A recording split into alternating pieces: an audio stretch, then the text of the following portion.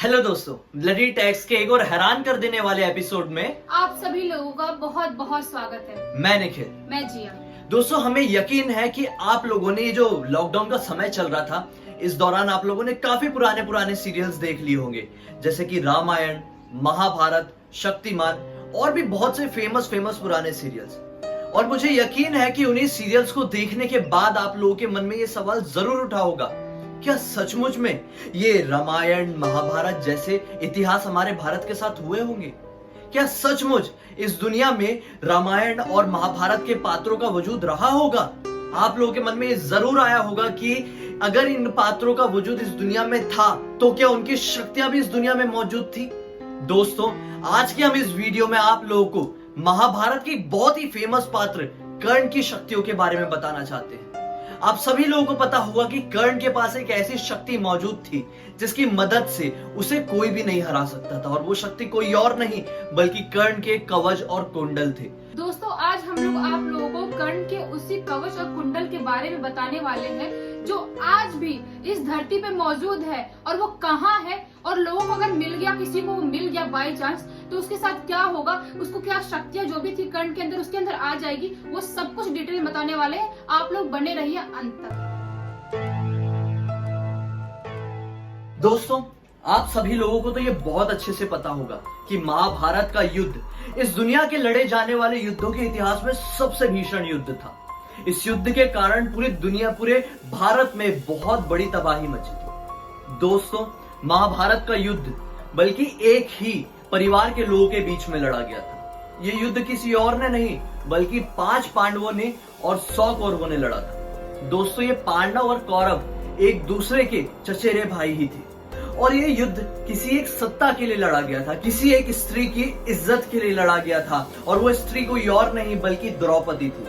और इस युद्ध में कृष्ण, भगवान श्री कृष्ण ने पांडवों का साथ दिया था, क्योंकि दोस्तों पांडव ये धर्म की तरफ से युद्ध लड़ रहे थे, और इसी धर्म का साथ देते हुए कृष्ण ने पांडवों को जिताया था। मैं आप लोगों को बता दूं कि कौरवों के पास ऐसे ऐसे लोग थे जो अकेले ही पूरी की पूरी पांडवों की सेना को और पांडवों को हरा सकते थे, और उन्हीं महाबली योद्धाओं में से एक था कर्ण। कर्ण कोई और नहीं बल्कि पांडवों का सबसे बड़ा भाई था, और कर्ण अकेला ही काफी था पूरी की पूरी पांडव सेना को खत्म करने के। दोस्तों, कर्ण इसलिए इतना महाबली था क्योंकि वो भगवान सूर्य के आशीर्वाद से पैदा हुआ था। और जब कर्ण पैदा हुआ था तब वो कवच और कुंडल के साथ ही पैदा हुआ था। ये कवच और कुंडल ऐसे थे, अगर ये किसी भी इंसान के पास हो, चाहे वो कर्ण ना हो, कोई भी इंसान हो, अगर उसके पास है तो उसकी मृत्यु हो ही नहीं सकती थी, उसे कोई मार ही नहीं सकता था। इसीलिए कर्ण महाभारत का सबसे बड़ा योद्धा था। क्या आप लोग ये जानते हैं, जब कर्ण का जन्म हुआ था तब कुंती का विवाह नहीं हुआ था, वो अविवाहित थी। इसीलिए कुंती ने कर्ण को नदी में बहा दिया था। और नदी में बहते बहते एक छोटा सा कर्ण पहुंच गया एक सूत परिवार के पास। वो सूत परिवार ने उसे पाल पोस कर बड़ा किया, जबकि कर्ण पूरे 5 पांडवों से सबसे बड़ा पुत्र था। लेकिन फिर भी कर्ण को कभी वो इज्जत, वो सम्मान, वो राजपाट नहीं मिला।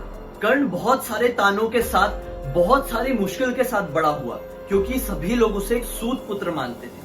ये बात से कर्ण भी अनजान था कि वो एक राजमाता कुंती का बेटा है। दोस्तों, मैं आप सभी लोगों को बता दूं कि एक सूत परिवार में भी पालन पोषण होने के बाद भी कर्ण एक महाबली योद्धा बना। उसने भगवान परशुराम से अपनी विद्या सीखी, और वो इस दुनिया का सबसे बड़ा सर्वश्रेष्ठ योद्धा बना। दोस्तों, सर्वश्रेष्ठ होने के साथ साथ उसके साथ बचपन से ही कवच और कुंडल जुड़े हुए थे। ये कवच और कुंडल उसके शरीर का ही एक हिस्सा थे।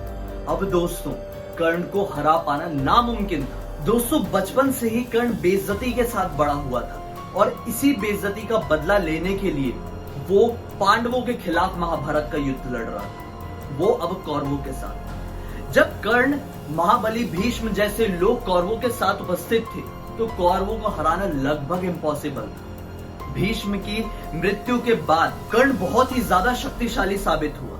कर्ण की बाणों का कहर उस महाभारत की रणभूमि पर बहुत ही बुरी तरह से बरसा। दोस्तों, सभी लोगों को यह समझ में आ गया था कि अब कौरव ये युद्ध जीत सकते हैं। उसी समय भगवान श्री कृष्ण और इंद्रदेव की लीला की वजह से कर्ण को अपना कवच और कुंडल गंवाना पड़ा। दोस्तों मैं आप सभी लोगों को बता दूं कि कर्ण एक बहुत ही महाबली, बहुत ही महादानी पुरुष था।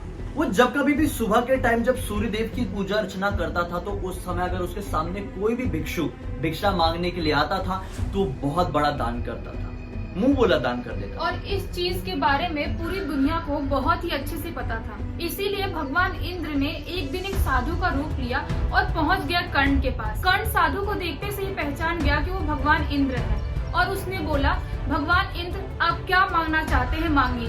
भगवान इंद्र ने बोला कि मैं तुम्हारी पूजा के तुरंत बाद तुम्हारे पास पहुंचा हूँ और इसीलिए मैं तुमसे जो कुछ भी मांगूंगा तुम्हें देना पड़ेगा। भगवान इंद्र ने ये भी कहा, तुम चाहो तो एक बार सोच सकते हो, तुम चाहो तो मुझे भिक्षा नहीं दो, मैं तुम्हें फोर्स नहीं करूंगा। लेकिन कर्ण बहुत बड़े दानी थे। कर्ण ने ये कहा कि मैं अपने दरवाजे पर आए हुए किसी भी भिक्षु या साधु को खाली हाथ नहीं लौटाता। बस ये सुनने के बाद वो साधु बने इंद्रदेव ने कर्ण से उसका कवच और कुंडल मांग लिया। दोस्तों ये सुनने के बाद कर्ण ने उन्हें खाली हाथ नहीं लौटने दिया। कर्ण ने अपने शरीर का वो हिस्सा, वो कवच और कुंडल उखाड़ कर भगवान इंद्र के हाथों दे दिया। जब भगवान इंद्र वो कवच और कुंडल लेकर स्वर्ग की तरफ जाने लगे तो वो स्वर्ग में एंटर नहीं कर पाए दोस्तों। फिर उसके बाद उनका वो रथ अचानक से जमीन पर धंसता चले गया और उसी समय एक आकाशवाणी हुई कि तुमने ये कवच और कुंडल कर्ण से धोखे से झूठ बोल के छल करके लिए और इसी वजह से तुम एक छल और झूठ के साथ स्वर्ग में एंटर नहीं कर सकते। तो तुरंत ही इंद्रदेव ने अपना असली रूप हासिल किया और पहुंच गए वो कर्ण के पास फिर से। उन्होंने कर्ण से ये कहा कि तुमने एक बहुत ही बड़ा दान किया है, एक बहुत ही गरीब साधु के ऊपर एक बहुत ही बड़ा उपकार किया है अपनी अमरता दान देकर। तो मांगो तुम क्या मांगना चाहते हो। तो कर्ण ने ये कहा कि अगर मैं आपसे कुछ इसके बदले, दान के बदले मांग लूंगा तो दान कहलाएगा ही नहीं। बहुत बार फोर्स करने के बाद कर्ण ने भगवान इंद्र से एक ऐसा शस्त्र मांगा जिस शस्त्र का वार कभी भी खाली नहीं जाता। वो एक ऐसा शस्त्र था जिसको नाम लेकर अगर किसी के भी ऊपर मारा जाए तो सामने वाले पर्सन की मृत्यु फिक्स थी। तो कर्ण ने ये सोच लिया था कि मैं इस शस्त्र का यूज अर्जुन के अपोजिट करूंगा। लेकिन दोस्तों भगवान श्री कृष्ण की माया से एक बार एक समय ऐसा आया कि घटोत्कच उस रणभूमि पर पहुंच गया जो कि भीम का ही बेटा था। वो भीम के बेटे घटोत्कच जो एक राक्षस था, उसने रणभूमि में बहुत ही बड़ा आतंक मचा दिया था। सभी लोग चींटियों की तरह मर रहे थे और उस समय कर्ण को उस शस्त्र का यूज घटोत्कच के ऊपर करना पड़ा। वो एक ऐसा शस्त्र था जिसका यूज सिर्फ और सिर्फ एक ही बार किया जा सकता था।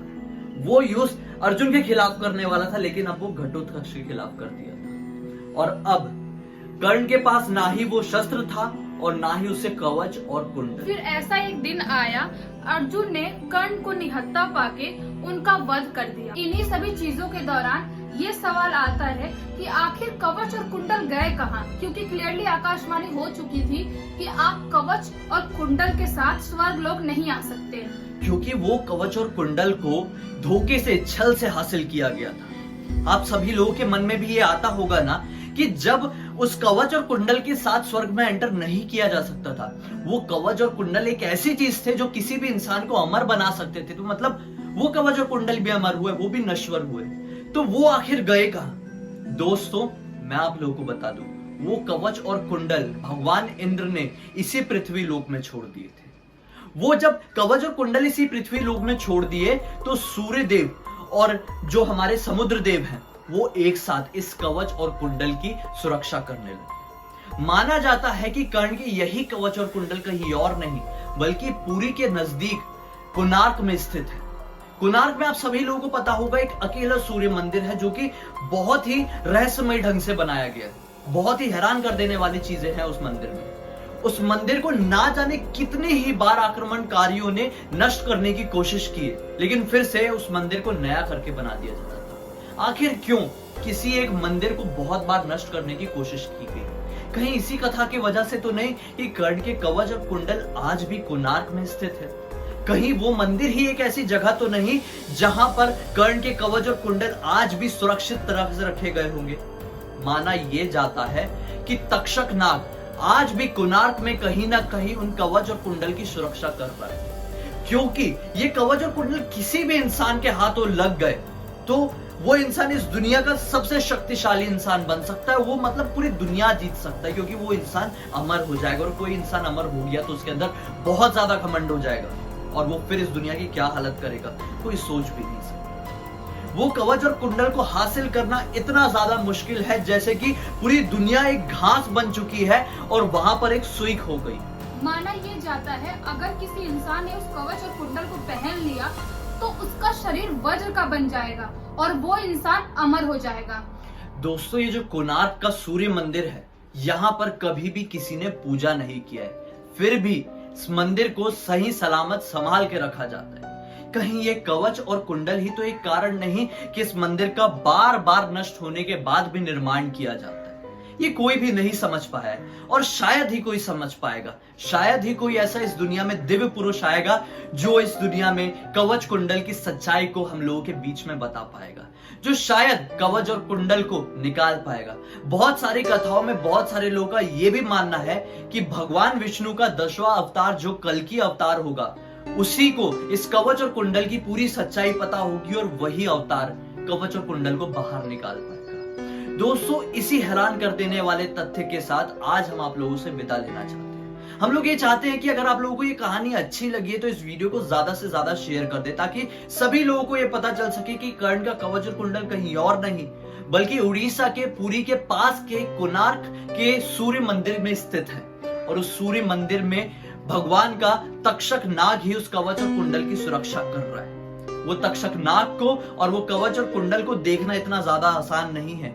किसी दिव्य दृष्टि की मदद से ही उस कवच और कुंडल और उस नाग को देखा जा सकता है। दोस्तों, हमारे साथ इसी तरह से जुड़े रहिए, क्योंकि हम लोग डेली इसी तरह के हैरान कर देने वाले वीडियोस आप लोगों के पास लेकर आते हैं, जिससे कारण आपका थोड़ा मनोरंजन भी हो जाता है और आपकी थोड़ी जानकारी भी बढ़ जाती है। जाते जाते बेल आइकन को दबाना बिल्कुल भी मिस मत कीजिए। और हाँ, मन में कोई ऐसा टॉपिक आता है, कोई ऐसी बातें आती है जिसे आप हमारे साथ डिस्कस करके हमारे वीडियो के जरिए पूरी दुनिया को बताना चाहते हैं, तो वो टॉपिक आप हमें इंस्टाग्राम में लिख भेज सकते हैं। हम हमेशा की तरह अपनी इंस्टाग्राम की आईडी अपने वीडियो के डिस्क्रिप्शन बॉक्स में डाल देंगे। बस आपको वहां पर क्लिक करना है, हमारे इंस्टाग्राम में आ जाना है, डीएम करना है, हमसे जुड़े रहना है। दोस्तों, तो चलिए कल फिर से मिलते हैं। बहुत बहुत धन्यवाद।